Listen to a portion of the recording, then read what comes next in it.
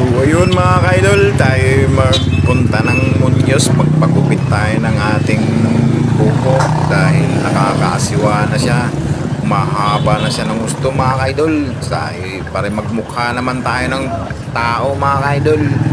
Ayun nga, nabawasan ng isang taon yung ating edad. Yung kahapon 30 tayo, ngayon 29 na lang. Ayun mga kaidol, thank you for watching and God bless, love you all. Ingat tayo palagi.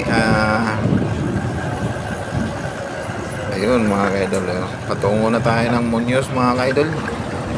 So ayun, babayin lang natin tong Pag-asa.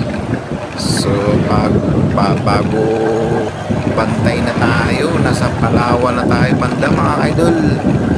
So ayun mga idol, thank you for watching ng ating mga video. Salamat sa sumuporta ng ating mga video mga idol. Ayun mga idol, nasa Palawan na nga tayo. So malapit na tayo mag Ilocosur mga ka-idol. Ayun, kahabaan ng Ilocosur to mga ka-idol.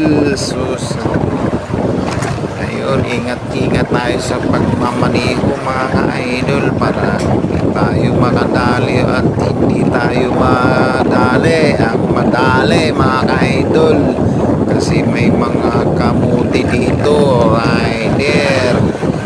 Sorry mga kamuti, kasi patakbo lang kayo ng patakbo kahit makadali na kayo. Kamuti talaga kayo mga idol. Mag-ingat naman kayo, mag-ingat magmaniho. Hindi kayo dapat magmaniho ng ganyan.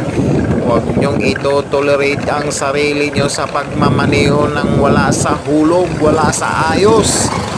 Ay tayo gustong mabuhay pa ng matagal, hindi yung magpapatay tayo ng mga kapwa nating rider. Salamat ng ating video sa kakarelate nitong ating video mga ka-idol. Tayo magmaneho ng maayos, hindi yung mandadali tayo mga ka-idol. Ingatan nyo ang sarili nyo, hindi yung iingatan nyo na namin kayo.